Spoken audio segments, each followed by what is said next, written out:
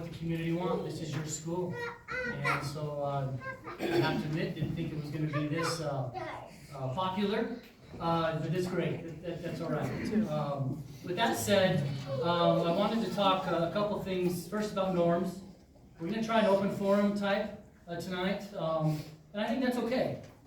Just I would ask that keep the temperature, if there is one, moderate. And those who were here for the last time we kind of had this was like the COVID conversation, if you remember. People wanted to know what the plan was, and I think that conversation went really well. And so, and I appreciated that, and so we're going to kind of follow the same format. Second of all, it's the calendar, and to why. If you read the letter that I presented on the website, I think it might be on our Facebook also, just kept it short. Looking to increase ways that we can find of decreasing the shortages that we might find academically. One of the things out there, there is some research out there that talks about the summer slump, if you will, or other terms. One way of helping not have a summer slump, obviously, is to not have the summer be so long. But instead of adding days, and I want to make this clear, we're not adding days. My terminology of calling it year-round really technically probably isn't correct. It's more of an extended year. I've stretched it. So it's the same number of school days, about 144, where we would take more breaks during the school year, which should allow us to be a little fresher in the mind as we are at school, hopefully. And then as that summer is decreased, hopefully there wouldn't be as long of or as much of a summer slump when the kids come back at the beginning of the next year. There are two drafts. I did put a couple of files back there if there's any left. They're just subtle.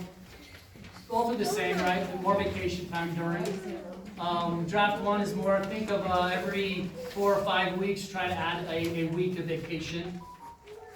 This draft two is, someone had a question, well, what could it look like if the breaks that we do take were longer? 3 weeks for Christmas, 2 weeks for spring break, maybe 2 weeks for a fall break that we currently traditionally do not have.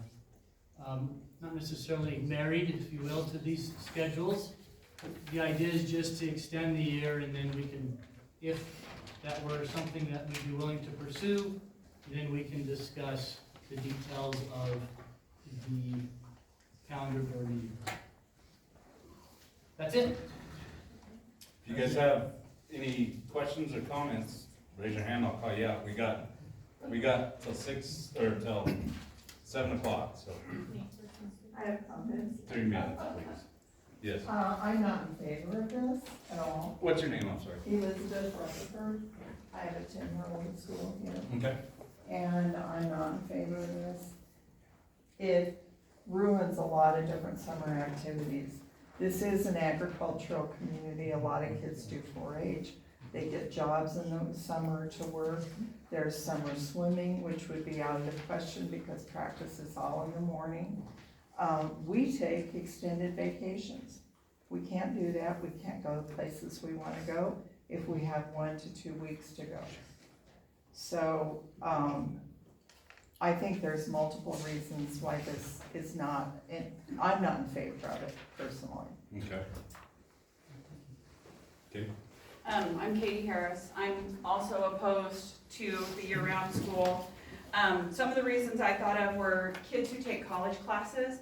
The college schedules aren't going to change, so those kids will never get an academic break because they will still be in a traditional schedule and Cheraw schedule. Sports development, I have a son who's currently playing sports in college, and a lot of his sport development was in the summertime. He did various camps, he did USATF, he did summer swim. A lot of those things would be eliminated with this schedule. Both of my kids have always had summer jobs.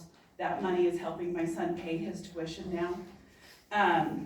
Church camp, that's something my kids always did in the summertime. That doesn't coincide with this schedule.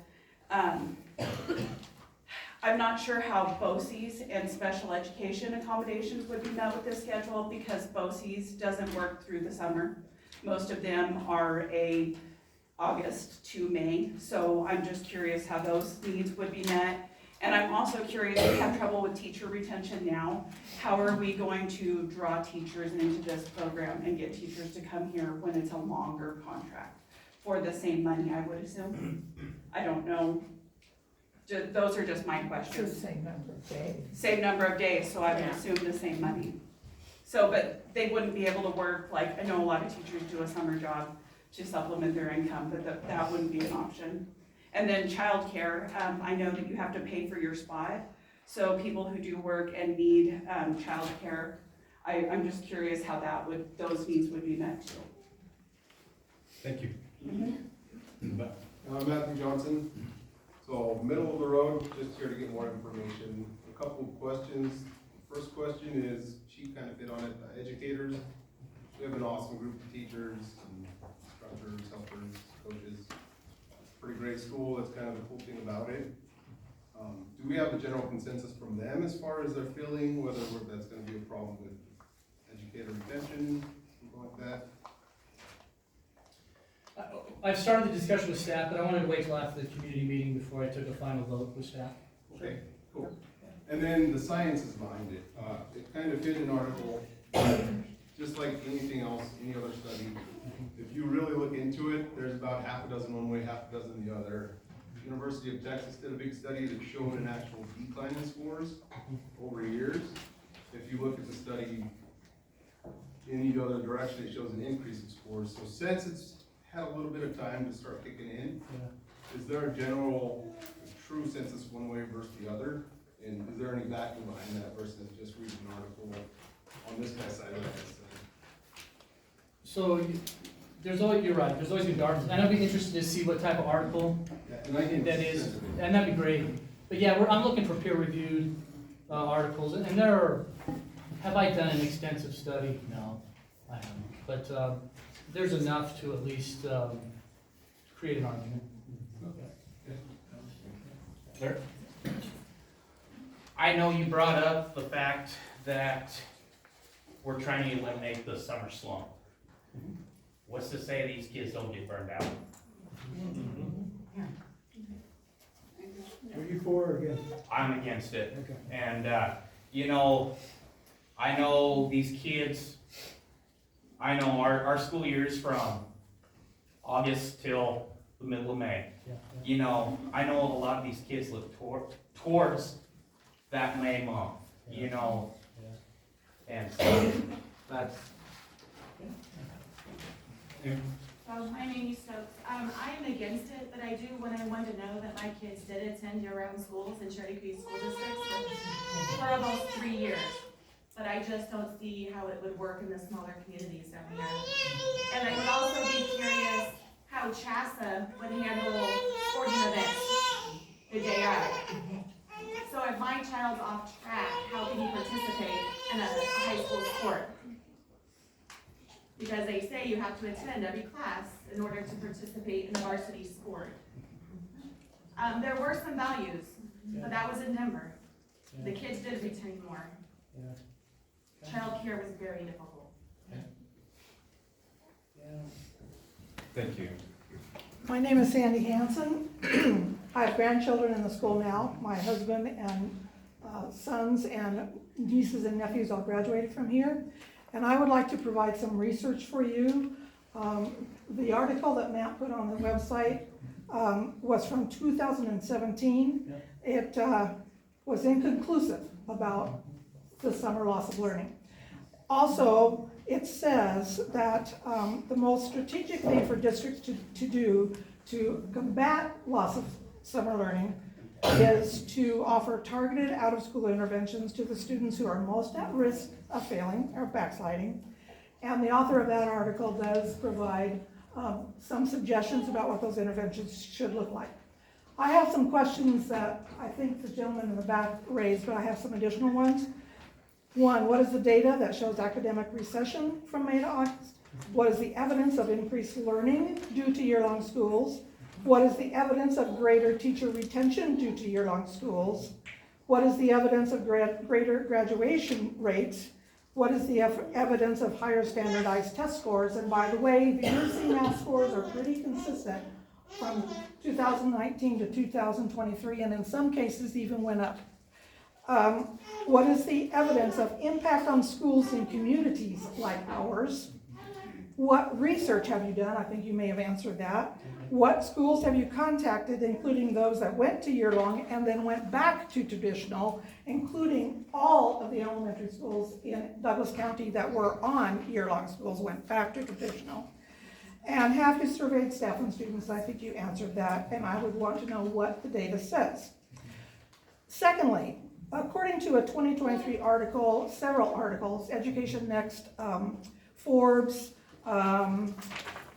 let's see, several others that I have, and I don't want to take too much time, but I will provide this for you. U.S. News World Report, Forbes from 2023, which is more recent. There is no conclusive evidence that year-round schools improve academic achievement or reduce summer regression. Much of the research on year-round schools that had academic improvement look at small sample size and are not peer reviewed, like as you mentioned, Matt. Also, the improvement that did happen was in schools that had a lot of support during intercession times, the breaks, tutoring, summer, year-round Saturday school, summer school, all those things that cost money. So if this becomes a fact, we need to be sure that the money is there to provide for the kinds of interventions during those breaks that students who are at risk need. Incidentally, year-round schools were initiated to accommodate growing school populations, not academic achievement improvement. Currently, there are 1,927 schools in Colorado. 48 of them are on year-round schools. That number has dropped across the country. Federal data shows that in 2007, by the way, we're a little 17 years late on this, there were 4.4% of schools on year-round school. By 2018, that had dropped to 2.5, and it's even less now.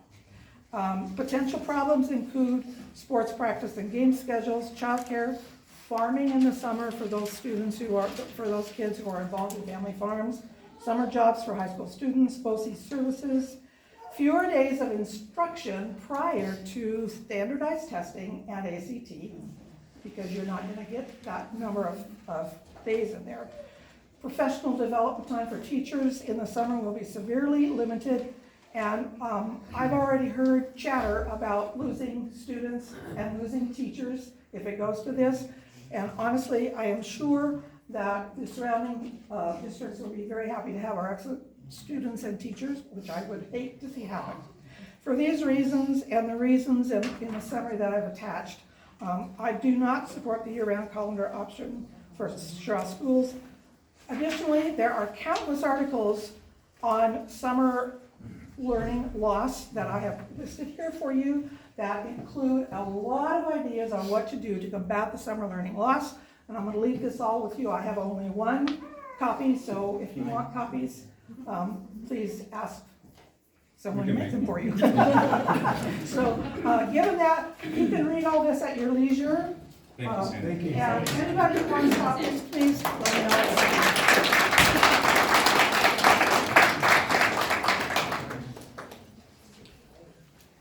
Yes. Krista Bender. I would just, first of all, I am opposed to it. To hit on most of what everybody else is saying, I would just like to know what your guys' plan is to help the kids who are getting experience with summer jobs, agriculture, 4-H, stuff like that, how they're gonna make up that experience by being in school the whole time. Because there is, yes, we are trying to combat the summer slump, I get that, but a ton of kids are getting so much more experience by being in the real world at jobs, helping with, I mean, it's still a job, but they're helping their family with agriculture, they're doing 4-H. That would be severely minimized if they were in school all year. Thank you. Yes. Well, Garbo, I am just reiterate what everybody said and kind of expound on what she just said. the experience, whether we're talking generational family farm, whether we're talking business, that hits kind of home to me too. I started my career in this industry, in the industry I work in, when I was 15 years old. I was sweeping floors. I went to work at the shop every summer.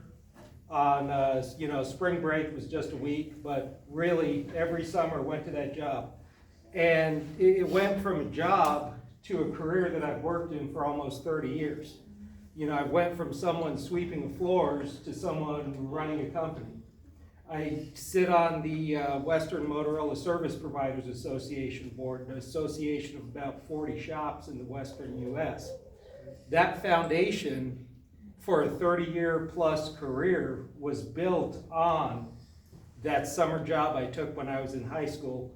I know I might be an exception to the norm, but we have a lot of generational family farms in this area, places for the kids to go get that experience, graduate school, go to college, and take it to the next level. And I think going to the year-round school minimizes that real-world experience that's so lacking in today's society anyway. Thank you. Yes, that's a no. Brooke? Brooke Matthew, I have kids in 7th grade and in 5th grade. I am also part of the CSU extension program that runs the 4-H program. I have a lot of the same research that Sandy did, so I won't jump to that. What I will jump to is that traditionally school years were formed and they're adaptable to the communities and where you're at. But traditionally they were formed around one thing, and that was agriculture. My grandfather ran a huge operation that was dry land, pig wheat. And in those days, school was not held 2 weeks in September because of agriculture. My grandfather hired every high school student he could get to run that family operation to get through pig wheat season. And so I think whatever we decide to do, we need to make sure that we are fitting that needs of our community. And our community has one primary need. Our tax for this district is still property taxes. And those property taxes come from our agriculture community. And so I think those people still need to be listened to and in the conversation. The 4-H program and the FFA program compose about 25% of our school's population. If that was, say, 10% of those students decided that they could not afford to do summer school, they could not to do whatever, say 22 students say, I'm out, I'm doing homeschooling, or I'm gonna go to a different school. We are looking at about $13,000 to $14,000 per student that we would lose. So I would say that Cheraw School needs to look not only what our needs are in our community, but what are we willing to give up? Are we willing to give up that 13? Maybe so, maybe you're gonna get 22 more students to come in. But I would be willing to negotiate that that probably isn't going to happen. My other conversation piece is if we choose to go to this path, there's only one way that this is going to be successful. And that one way that it's going to be successful is to have all of our communities on that same calendar. So Crowley County is having the same conversation, not within their public, but within their school and their school board. If we have the same calendar, then we can have conversations about CHASA, and we can have those conversations about community events and those activities. But if Cheraw has their own school calendar and Crowley County has their own school calendar, it will never thrive and support the school that it should. So school board, I do not believe that you have the cost analysis done, and I do not believe that you have the community support to move forward this conversation at this time. Thank you.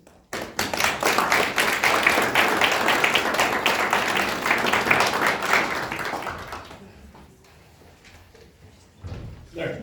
Can I see a show of hands, for and against? You betcha.